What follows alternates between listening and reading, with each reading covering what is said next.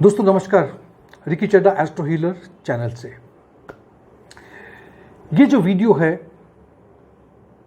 ये past life के बारे में जब मैंने शुरुआत की थी आपसे बात करना, तब मैंने कहा था कि मैं 3 भाग में इस वीडियो को बनाऊंगा। आज हम बात करेंगे वक्री ग्रह के ऊपर। जब आप कभी एक ग्रह को अपनी कुंडली में वक्री पाते हैं तो उससे उसका मतलब क्या होता है। लेकिन इस वीडियो को शुरू करने से पहले मैं चाहूंगा कि मैं आपको याद दिला दूं कि आज से 2 साल पहले या उससे भी अधिक मैंने एक वीडियो बनाया था जहां पे मैंने पूरी तरह से बताया था आपको कि एक ग्रह वक्री क्यों होता है, कैसे होता है। ये एक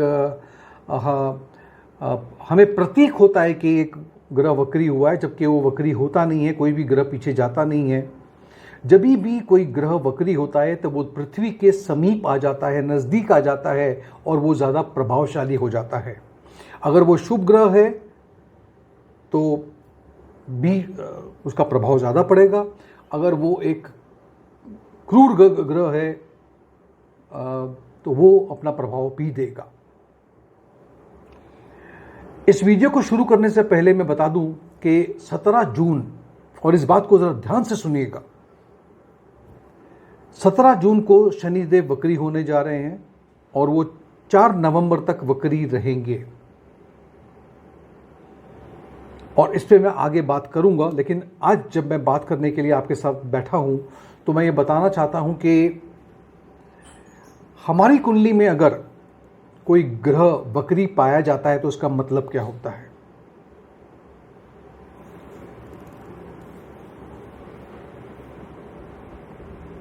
पिछले जन्म में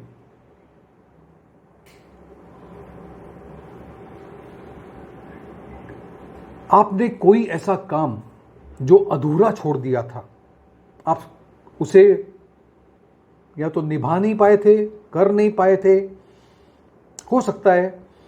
और उसी काम को पूर्ण करने के लिए, पूरा करने के लिए वो ग्रह जो वक्री आपके कुंडली में बता रहा है कि यही एक कारण है जिसके वजह से आप इस पृथ्वी फिर से आए हो। और ये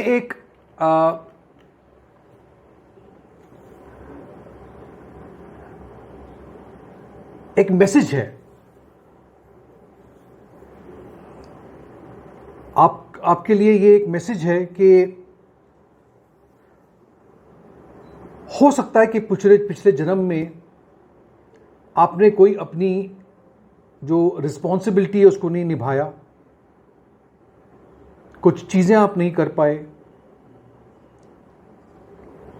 जैसे कि मान लो कि एक वक्री ग्रह का कुंडली में पाया जाना ये बता रहा है कि एक परीक्षा जो है, जो आपने पिछले जन्म में दी थी, जिसे आप पास नहीं कर पाए हो, आप फेल हो गए हो, और आपको एक और मौका मिला है उस एग्जाम के अंदर बैठने का, और उसे इस वक्त सफलता के साथ पास करना एक मौका मिला है आपको।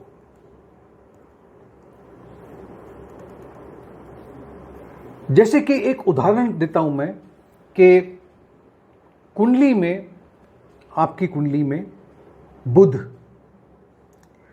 अगर वक्री पाए जाते हैं, हो सकता है कि एक किताब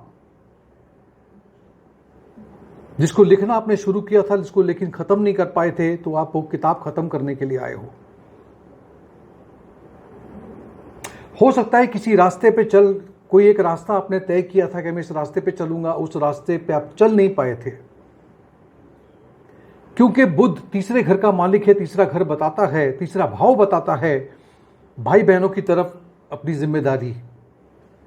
कोई जिम्मेदारी शायद आप पूरी नहीं कर पाए थे और इस जन्म में आपको वो निभाना है, करना है। क्योंकि बुध एक टीचर भी है, एक प्रोफेसर भी है, तो शायद इस जन्म में आपको वो अपने अपने कार्य को पूरा करने के लिए आप आए हो, जिसमें आप अपने ज्ञान को लोगों से साझा करें, अपने विद्यार्थियों के साथ साझा करें, वो हो सकता है। अब सबसे इंपॉर्टेंट बात, मैंने कहा था मैं बाद में आपसे बात करूंगा, वो ये है कि मान लो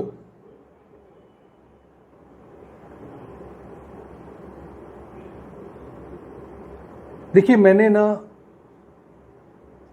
आप लोग के कमेंट्स पढ़ पढ़ के, जो आप लोग लिखते हो, जहां पे आप मुझे हमेशा बोलते हो कि अरे आप तो हमको डराते हो, आप कभी पॉजिटिव बात करते नहीं हो, आप नेगेटिव बात करते हो, इसलिए मैंने ना फलदाइश करना बंद कर दिया।